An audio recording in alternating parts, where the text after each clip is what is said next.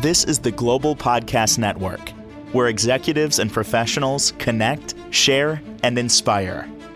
Stay tuned for the conversations that drive success.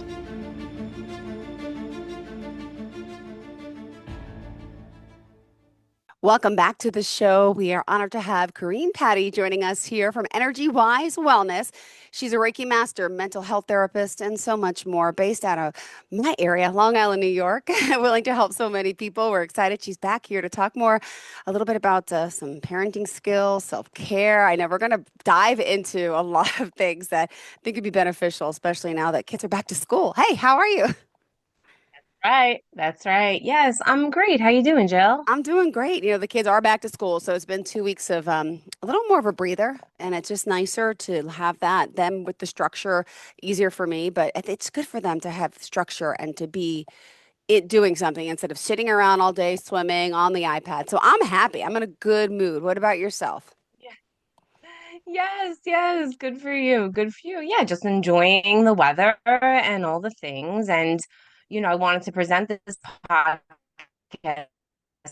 at this time because it is back to school and, there's a lot of transitions with that, so with the structure, just like you said.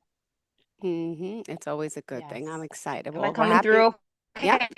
okay, Jill? Oh, you Can just you hear broke up. me? You just broke up a bit, which means you probably think I broke up too, which I'm sure I did. I'm sorry. I hear you. I see you. Are you there? All right. Until we get Corine Patti back, we will talk. Yes. Oh, there Testing, she is. testing. All right. Perfect. Perfect. So I know you wanted to kind of follow up about the last podcast. Could you fill us in on that for a sec and then we'll chat? It's working? Yeah. Okay. Yes. Sure. Just quickly, because you had asked me about the supports and things when someone doesn't have support. So we talked about the unseen forces, right? Our past loved ones, our spirit guides, higher power, angels, things like that. But we do need that physical support as well. So we can really reach out to different resources in our community, community centers. The library is an amazing resource. They have tons of free classes. They have great classes for kids too. So definitely explore your local library for resources. There's tons of meetup groups also to meet people. And you can really start to develop some relationships and make some networking and things. And also with your hobbies. If you start to delve into hobbies, you're going to find like-minded individuals. So really getting a little bit outside of your shell if you don't have any support, and taking that risk to meet other people and to expand, because you're worth the risk to do that, you Yeah. Yeah. know? It is a little scary and So frightful yes, at and if times, there's an but yes. emergency, of course, of course, of course. And, having that internal validation. At the same time, sometimes there is a psychiatric or medical emergency, and we do have to call 911 or emergency services or go to the emergency room. We need to know when it's time to do something like that if we're a danger to ourselves and others. We need emergency support at that time because it can save our lives. So that's really important. And also 988 is a number that you can text or call in the United States and in Canada if you are in a mental health crisis, just so that people know that. Yeah, and it is Suicide Prevention Month. That's right. There you go. It all lines up. Yep. Yep. So, yes. So getting into a little bit about my background with parenting skills. I I've been working with kids for many, many years. I worked in New York City schools. I worked at the Madison Square Boys and Girls Club Columbus Clubhouse. I worked doing character and leadership development groups there. I worked at SEO Family of Services for 10 and a half years, St. Christopher Ottilie, it used to be called. And, really, I was a therapeutic caseworker, also called treatment family foster care. And then I was a supervisor. And then I was a parent and visit support specialist where I ran the parenting journey group. I supported the parents, I supported the visits, I did visit coaching, I ran the baby and me as well. So I do have an extensive background. I supervised MSW, Masters of Social Work students as well. So even though I'm not a parent myself, I have a lot of experience with parenting skills and working with children and families, and I give parents a lot of props, right? Because I think it's the hardest job in the world, honestly. So, they need a lot of support. So people can hear the information that I have, and if you feel that it's valuable to you, put it in your back pocket and use it. And if you don't, then you don't. It's fine. Hopefully it inspires people to do their own research and educate themselves more about parenting skills and what's going to work for them and their family and their children. Mhm. So, Good. Well, thank you. Parenting skills are so hard, right? It's like you think you know what you're doing, you don't, but where do you get your information from? Most of it comes from what you know, what you learn, which it's that upbringing, right? And right. sometimes that upbringing is not always the best thing. It's guilty. Yes, right. So we often parents how our parents parented, Mm-hmm. So people don't always seek education on parenting because they just do what they were taught to do. Their programming. Once again, that programming is always relevant. But I want to look at, before we get too much into the parenting, I want to look at keeping in mind the parallels between parenting children Yep. and parenting our inner child. It's the same thing. So everything that we're saying today, not only parenting children and parenting our inner child, but there's some people who are also caregivers, right? Maybe their title isn't parent, they're a caregiver maybe for their elderly parent. Maybe Yep. they're a caregiver for someone that's medically fragile in their Yep. family and things like that. This is really just how we treat each other in relationships and create boundaries for ourselves and for others, and even giving ourselves rewards and consequences and things like that, but really keeping in mind throughout the podcast that there's all those parallels there, and then we can Sure. reparent ourselves, Ooh, right? got it. Yep. With some So guidance, hopefully from you. safety. Yes, go ahead. Oh, thank you. Yes. So safety is really the number one thing with parenting. Creating safety from abuse and neglect, physically, emotionally, mentally, all of the above. So we want to do this for children, that we're creating that safe space for them and boundaries for them to have that safe space. Same thing for us. We're creating a safe container for Yep. us to thrive and to heal. And remember, you're creating that programming for your child just like your parents did for you. So you're modeling that behavior. Everything you do, everything you say, your children are soaking it up like a sponge. Every yes you say, every no you say, it has to do with the programming. So parents need to be really aware of what their behaviors are, how maybe they're parenting like their parents parented that maybe wasn't so healthy, and using some type of intervention to shift that. Got it. Mm-hmm. Yes, Yeah, yes. and Simba's joining us again, as you can see. Perfect. Yeah. He's intervening, but that's okay. So, what are some of the things, like, Right. things that we should be, well, there's all different temperaments, you say, and different stages, and getting through that, let Yeah. alone to the boundaries. Oof. Yes, yes, right, right. So really providing that structure, including the limits and the boundaries, and having that unconditional love and acceptance for your children and for yourself, right? And also teaching them these different core beliefs, these different values, morals, virtues, self-love. You're going to model self-love. You're going to Yep. model self-care. You're going to remind your kids that they need to do that for themselves as well. Yep. You know, um, Teaching them different virtues like patience. You're not always going to get instant gratification. Patience is a virtue. Yeah, so Diversity, true. yes, celebrating diversity, including others, being kind to each other. There's so much bullying and so much violence happening that we really just need to be kind. Kindness is free. So it doesn't take anything but you wanting to give it to for it to be out there. So really teaching our children healthy values and conditioning them with healthy habits, the same like we would condition ourselves, because you're going to teach them how they're going to talk to themselves for the rest of their lives, and then they might need to reprogram some stuff. So condition some really healthy stuff in there, so this way they don't have to heal their inner child so much when they get older, maybe. right? A little bit less of that and, more of thriving. Mhm. So, yes. So we talked about all of that. Yeah. So nurturing their gifts, Yep. also their special talents and gifts, listening to them, giving them choices and things like this is very important for kids. Yes. And the first part here is the self-care, which we talked about, right? Parents don't always get the self-care that they need, right? Oh no, it's so true. Yeah. And then you feel guilty for yeah. When you do try to do something or people judge you. I've been through this, but I'm going to talk about that in a sec. Yes. Continue. Right. Right.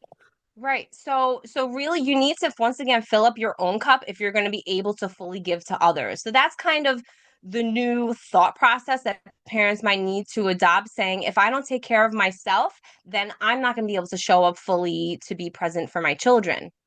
But the thing is, where do I find the time? So finding little 3 minute 2 minute times to take care of yourself, and then trying to really just find a balance. It's definitely a balancing act a lot of times, but when the kids go back to school, it helps. It's a little bit of a break, but then you're excited when they get the break from school, because then you get to spend time with them, but then you're excited when they go back because there's that structure again. Oh yes. The kids need that we thrive on structure and rules and things like this. The thing is that we need to be flexible with the structure and the rules. We don't have to be so regimented all the time. So parents working on their self-care, their anger management, their stress management, remembering don't flip your lid, right? So when you're triggered and you're going into the sympathetic nervous system, the prefrontal Frontal cortex kind of cortex. Yep. flips out. Mm-hmm. Yes.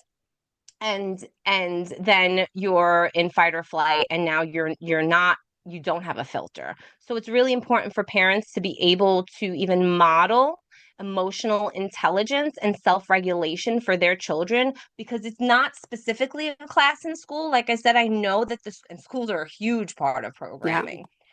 But I know it's more so in schools now, but it needs to be part of the curriculum. Parent Excuse me. training needs to be Yep. part of something that the school offers, or the hospitals offer when you go home with the baby. They offer you resources. There needs to be more support, because a lot of parents don't feel supported. And we need that, because you're nurturing our youth, and we want to create a beautiful, peaceful world and instill that in our kids.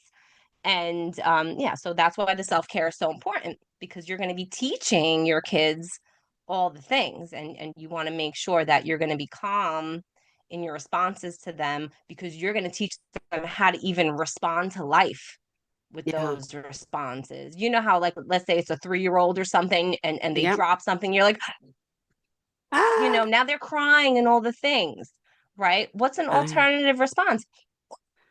oh, You it's spilled the milk. okay, let's help clean it up. Yeah. Yeah, I'm trying that. I'm Yes. I'm guilty of this, guilty of flipping my lid, and I try to handle it differently, and I try. It's not always easy, but you're right. It's definitely the best way. Definitely the best way to Yeah. go. Yeah. Yeah. So noticing when you flip your lid, and we talked about Hmm. in previous podcasts, what are the physical cues, the mental cues that it's happened. So when you're going from 0 to 60, you can catch it and take that break, use your coping skill, return to a state of homeostasis, a state of rest and digest, and then you put your thinking cap back on. Now you can have the conversation. So you're going to model this for your kids too. We're a little triggered right now. Everybody's going to take a break. I'm going to go for a walk. You're going to go listen to music. Let's talk about this in a little bit, Yeah. because then it's just going to be an explosion at that point, or it can be. It can be. Yeah. And you And mentioned we want about healthy communication, got it. so the emotional intelligence is Sorry, you mentioned about anger management too. Is that for us or for our children or both? I have a tendency to have a child who's a little angry. That's what I'm worried about. right. Right. So that's a lot of there's something underlying that anger. Hmm. Kids are very emotional beings. They take things very, very personally, and they're very egocentric, and they act a lot out of the id, which is very primal. It's, I need it now. I want it now. If I'm not going to get it, I'm going to explode, or whatever it is. So it's really helping your child with whatever emotion that they're having, letting them know it's okay to have emotions. Enough of this paradigm of boys don't cry and girls, go hide in a room and cry and all of this. The gender roles that we program into our kids, also, we need to be more flexible with as well, but allowing them to have their emotions, saying it's okay to have an emotion. And really, an emotion passes through within 90 seconds. So if Okay. you can help them to use a coping skill Yep. to just calm down and even distract what they're thinking about. You know how Yeah. sometimes when a kid is crying, you start talking about something else. Yep. Get them to shift. Help them even with the growth mindset as well. But when they're calm, right? If they're angry in the moment, you can't really teach them much in that, except we need to calm down. So let's take a breath together, So you true. know? Ah, absolutely. Well, thank you Yes, for that. yes. And do you want to talk more about what active parenting is, what we should be doing? Do you have any other suggestions, how we are going to start limiting and, Sure. and making boundaries? Right, right. So the active parenting is going to be where you're creating these reasonable expectations for your children and you're consistent with the boundary. But let's rewind a little bit back to the our upbringing. So our like we said, a lot of parents parent how their parents parented. And when I ran the parenting journey and the sober parenting journey, one of the weeks that we had in the curriculum was all about filling out a form and sharing about it. How did my parents parent that I want to take with me and continue to incorporate into my parenting skills?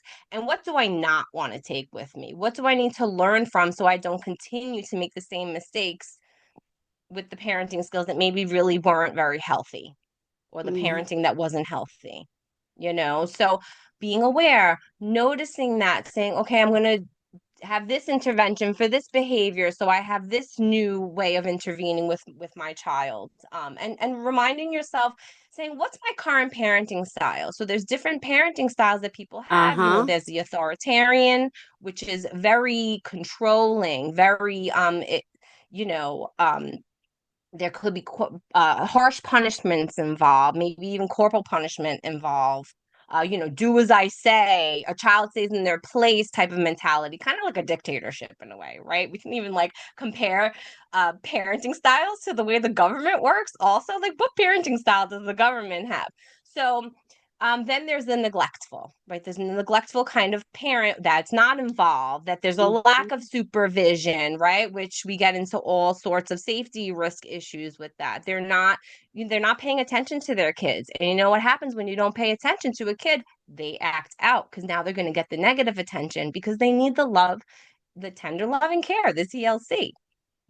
So permissive parenting is where a parent can be very warm and affectionate. At the same time, there's lack of rules and there's lack of boundaries happening. So although they may think that they're helping their child, they're kind of enabling their child Yes. to not do certain things. They're not providing quite that structure that the child needs.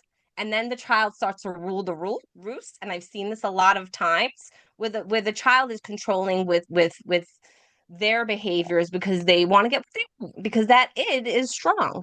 We can't blame the kid for it. We're teaching the kids, you know Yeah. so, and then there's the authoritative, which I would say is the preferred method of parenting. That's the firm but fair with the boundaries and giving some flexibility with the expectations, letting the child have choices, letting them be independent as well. So it could be, hey, listen, I know you want to go outside and play, but your homework has to be done first, but I don't want to. Okay, well, you can sit and think about that, but that's how it's going to be today. And they may tantrum.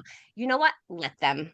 As long as they're not hurting themselves, let them Hmm. and offer them some type of coping skill, some type of comfort. If they don't want it, give them their space then. Let them have that space.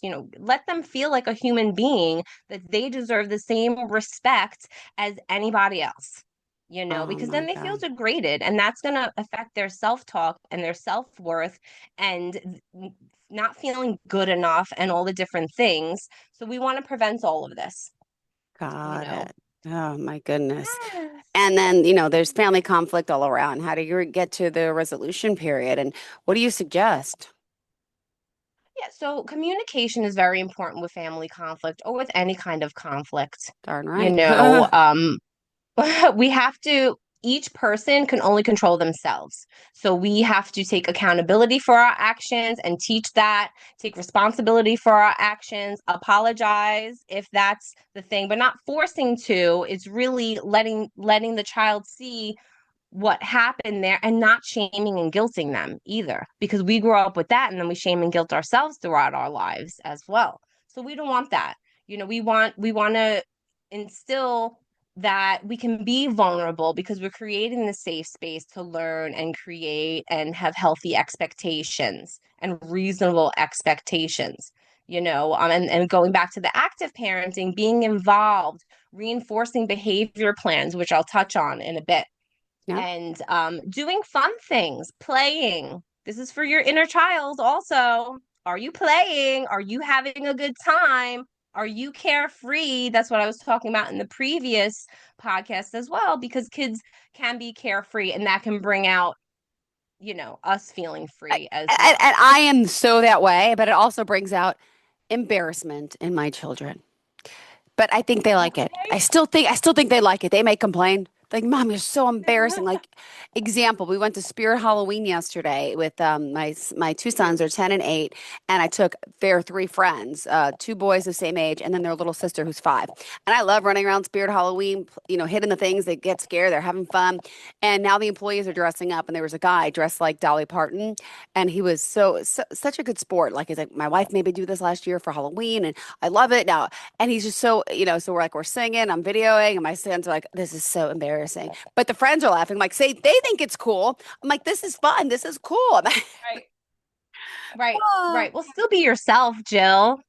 Be your bright shining self. Yes, and you want to show your kids that it's okay to be yourself and that it's okay to be silly sometimes and not take everything so seriously. But they might be at an age where they get embarrassed easily. They're still Oh, finding their morals and how they feel about things. They're exploring themselves.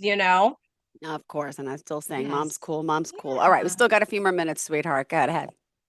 Yes, yes. So I wanted to get into the structure, limits, the boundaries, behavior modification, and management. So really creating the expectations, but being flexible with them is important. And this operant conditioning, the B.F. Skinner talks about operant conditioning. It talks about rewards and consequences for behaviors. So we don't want to reward the behavior that we don't want to see. We Yeah, want to reward the behavior that we want to continue to see. of course. So a Yeah. lot of times, yeah. So a lot of times what happens is parents are giving treats or rewards in order to curb behaviors. But guess what? That's reinforcing the behavior you don't want. So we can't get ice cream because somebody's tantruming. You're going to tantrum, you're not going to get ice cream. And you can keep tantruming, but you're still not going to get the ice cream because then the child is teaching you Oh, instead of yeah. you teaching the child, Oh, so you true. know? Yep. So it's very important to stick to those boundaries. And I know it's hard because you love your kids, you don't want to upset them. At the same time, I've told parents that have some permissive parenting styles that you're the person who's creating the safety for this child and the boundaries and the structure. So if you're not going to provide that for them, then they're not going to be safe. So kind of the way to shift our mindset with it and to reframe that mindset with it would be to, well, if I'm not creating these boundaries, then my child can be unsafe in some kind of way. I'm enabling my child to not know structure, and maybe that's going to Yep. not be healthy for them in the long Exactly. run. Oh, my Yes. goodness. Well, very informative. Yeah. Thank you so much. So we do have to wrap it up. How did you want to kind of Okay. end off for Okay. today? Yes. Okay. Okay. Yeah. So just really quick, I wanted to just say that there's a book Yes. that I used when I was working in foster care. I was in my master's program in social work, and I worked with parents, and children in in-home counseling with the parents and helping them create behavior plans for the children as well, Mm-hmm. different charts, sticker charts, things like that. And I created a parenting program from that. That was in 2010. Okay. And then and I used this book called Redirecting Children's Behaviors by Catherine Kvols, Kvols. And then in 2017, I created a program, the Caregiver Advocacy Program, for foster care, to try and help parents that had their children on a return to parent goal, to try to help them to nurture themselves and to provide that support for them. The program didn't get picked up, but I did create the program with the thought that this is how important it is for parents to take care of themselves, because if they don't, they're going to keep repeating the same mistakes over and over again, and it can be very damaging to our children. So but yes, that book, Redirecting Children's Behavior, really helped. And continue to educate yourself and expand with your skills. Got it. Well, thank you so much for being here, for joining us. How can we contact you? So you can contact me on my website, energywisewellness.com, and that will link you to my Psychology Today, and that will link you to my website as well. So you Perfect. can check out all of my information there. All of my And contact information is there as well. And yes, I well, look thank you so forward much. to helping to educate people and to counsel them in areas of life that they need. Same here, sweetheart. Thank you so much for your time. Hope you have a fantastic day and looking forward to the next time we get to connect. Bye-bye, sweetheart. Thanks. This is the Global Podcast Network, where executives and professionals connect, share, and inspire. Stay tuned for the conversations that drive success.